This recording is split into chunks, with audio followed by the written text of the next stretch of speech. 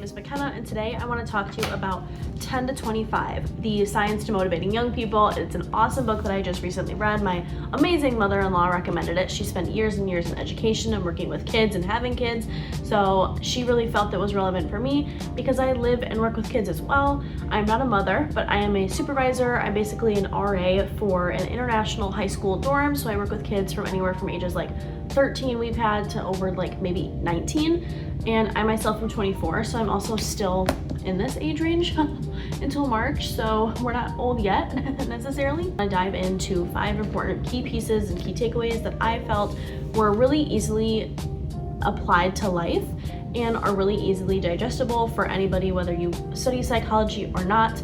So let's dive right in. One was wise feedback. I think a lot of times when we work with youth, there's this understanding that as an adult, as the person in charge, you need to be giving them the criticism to correct. You need to be telling them, hey, I'm editing this paper, or I'm making sure you're doing some task that I need you to be doing, but you need to do it better, and I want you to do it better. So I'm gonna give you a bunch of feedback. I'm gonna cover your paper in comments and red scribbles that say you need to do this and this and this, because I want you to do better. What they're seeing as a youth is not us caring and wanting them to do better.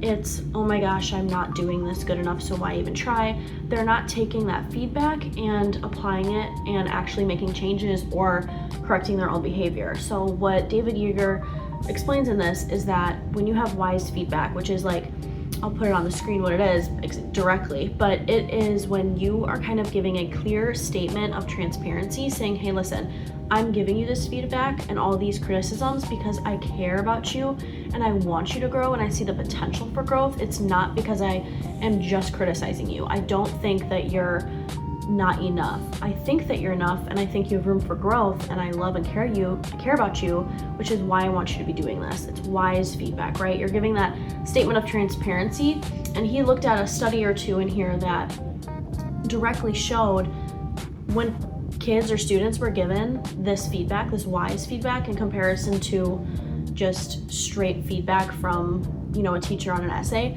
they were actually taking the corrections and making them. Instead of saying, oh, I just must not be enough, or this is upsetting me, I'm not gonna do it, or I don't know, this is so much feedback, this is horrible on me.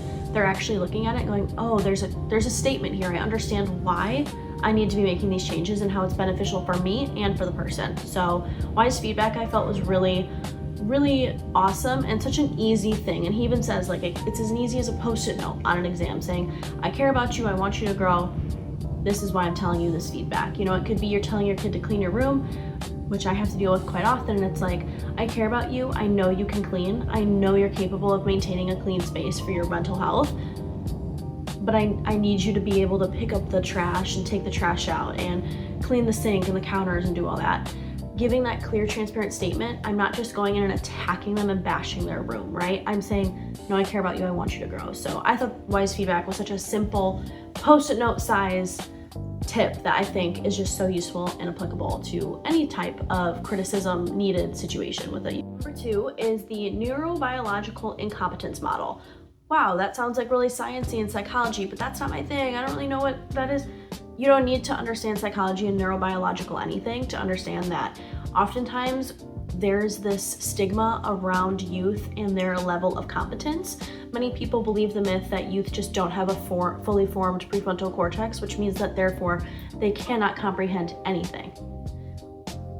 That doesn't really make sense when you think about it, right? Like, youth are able to comprehend and make decisions, but what happens is grown-splaining, which is a phrase that he uses in this book that he has coined to mean, as I'm basically grown-splaining to you, right, is we overcomplicate, we over-explain things, assuming that within this neurobiological incompetence concept, youth have no ability to comprehend what we're telling them and need to be told by an adult what to do.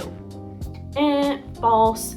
This is not true for youth, right? Like, this is just not the case, right? Youth are able and very often eager and willing to listen and retain and correct, but when we're grown-splaining things to them or over-repeating ourselves and being told and telling them, oh, you need to do this and this and this, it's not gonna get the result that we need.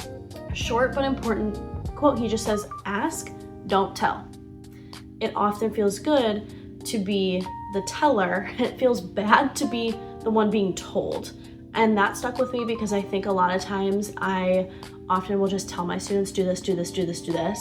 And I just need to ask them more. So I've been really trying to ask them more because I want to understand their reasoning behind things, and I want to understand their level of comprehension before I make a grown assumption that they don't know what I'm talking about. They're smart, they can comprehend it. And so really putting that neurobiological incompetence concept out of our minds, we're enabling ourselves to actually help a youth and show them that they can comprehend things, and we believe that they can comprehend things, that we believe that they don't need us to explain things over and over and over. 3 is, what is a mentor? Understanding what a mentor is allows us to move forward and understand what we're trying to aim for and what our goal is to change our own behavior to become more aligned with the mentor mindset. So a mentor, he describes as someone that is more working as a partner with the youth, with the mentee, right? So he describes it as like a treaty, not a truce. You don't want to be up here and the mentor or mentee is down here. That's not what the goal is with a mentor mindset. So we want to make sure that we're reminding ourselves that we are taking on the role as a mentor because we see a future of growth, and we see a future of this youth taking what we're doing and saying and our behaviors and using it to catapult their growth and development and motivate them to make positive changes, or the changes that we need or we see them needing to make for their personal growth and for our personal growth as well. He really emphasizes that you don't want to have this truce. You want to have a treaty. You want to be aligned. You want to build an alliance and work together so that there's growth on both ends, but obviously more the mentee, right? Taking on that mentorship does not mean you're the wise adult that groans-plains and tells everybody, oh, this is what you need to do and this is how I would do it and all these different things. So understanding that the youth need to hear that they're needed and that they need to hear that they're a partner in this alliance is really important, and kind of goes back to wise feedback with telling them the purpose. Telling them the purpose of things and being transparent and honest with them elevates them to more of a partnership and an alliance, which is really beneficial for their growth. 4 is, what are the different types of mindsets that already exist, and how do you fit into those mindsets, and what should you not be doing to fit into those mindsets? I think that the protector mindset is often what I kind of go towards, which is low standards and high support, because I want my students to feel loved and cared about, and I want their voices to be elevated, and I want to advocate for them. But sometimes that means I hold them to maybe a lower standard. I don't challenge them as much as I should, so I'm really working on challenging them to really stick with that high standard, which comes with an enforcer mindset. So an enforcer mindset is high standards but low support, right? So you're telling them to do things and you're not really giving them a resource. So you might have you might be a teacher and say, well, I'm gonna give you this humongous test. I have a really high standard for this. This is really challenging. You're gonna be finding this difficult. And then you're not giving them office hours or time to study together with you or a study guide or any of those supports. So it's high standard, low support, whereas the protector is like, oh, I'm giving you this easy task and I'm not really challenging you, but I'm supporting you and loving you, and I think you're doing great and you're doing just all these amazing things. But the mentor mindset is high standards and high support. So you're saying, hey, I'm giving you this task, it's challenging, it's difficult, but also you can do it, and I believe that this is something that's good for your growth. And as an alliance, we're not gonna compete. I'm not gonna tell you how to do it. You have to, be challenged to do it, but I'm also gonna support you through it. So I think finding that sweet center, that mentor mindset, is so interesting to read about, because he also backs it up with a lot of psychology. So it's not just, oh, that makes sense. Yeah. It's like, no, these are ways that it works. He gives a lot of good examples, and I think any one of us listening to what those mindsets are can think, oh, maybe I'm doing that, or oh, I know a student that could really benefit from this, or I know a boss or a manager or coworker that fits into one of those things. And what behaviors do you want to see from that mindset change to meet the mentor mindset? A lot of times it is just more balance and working together. Youth want to hear that they're needed, but they also want to hear that they're supported and that they're capable of things. So the mentor mindset, just understanding what those other mindsets are, helps us understand the mentor mindset, which was a really big takeaway. Was the parental nagging study. I think that this study is a great takeaway because it's so easily applicable to your life, and it's such an easy display of how teenagers' minds work, and it's based on science. So it's not just this feeling of, well, if you talk nicer, the kid is better. No, it's science, right? So these psychologists had a study in which mothers were telling their kids to do something, and if they, didn't do it, they, it's upsetting, and the teens just need to calm down. Like, obviously in the study, as you could have guessed, the area of the brain tied to intense emotions lit up. The kids were angry. And then the dorsolateral prefrontal cortex which is in charge of like planning and direction, was not lighting up at all. So you have intense emotion and you have no planning. So when you reprimand a student or a kid or an employee, whatever, and you're doing it in a way that's more critical and more condescending, obviously they're not likely to take in the criticism that you're saying, even in a critical way. It's just, okay, this is not gonna work for me. And you're not getting the correction of behavior, you're not getting the comprehension, because they're not trying to interpret it, they're not trying to understand your meaning, they're just not happy with you, which is really common with youth. But oftentimes, even I, who work with youth literally every day, I'll still go into that mode of like, do this, this is ridiculous, you're gonna get a punishment, hello.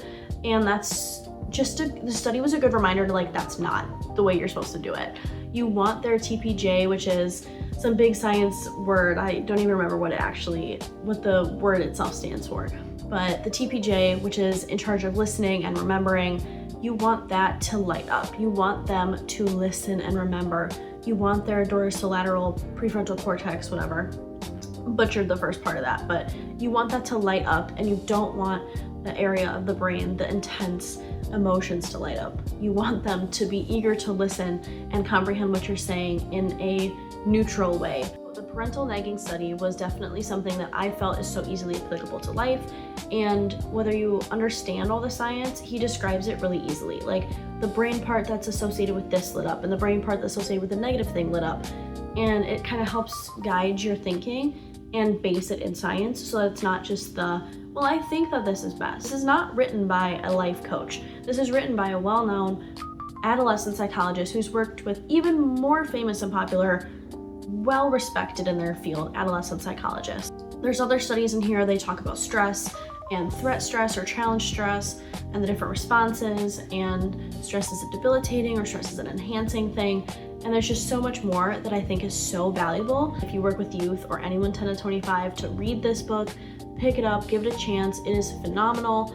I read it, I put all my little notes in it. I mean, I truly spent time in this book, and I want to apply it to my coworkers and other people that work with youth, because it is just so easy. And sometimes being a mentor is lost on us, and we think, I know how to handle a kid, I was a kid. Well, sometimes we forget. And these studies in this book were not done that long ago, so it's pretty relevant to the Gen Z iPad kid mind. So it's relevant, it's good, it's based in science, and it's really easy to read. And those are my 5 takeaways, so I encourage you to pick it up.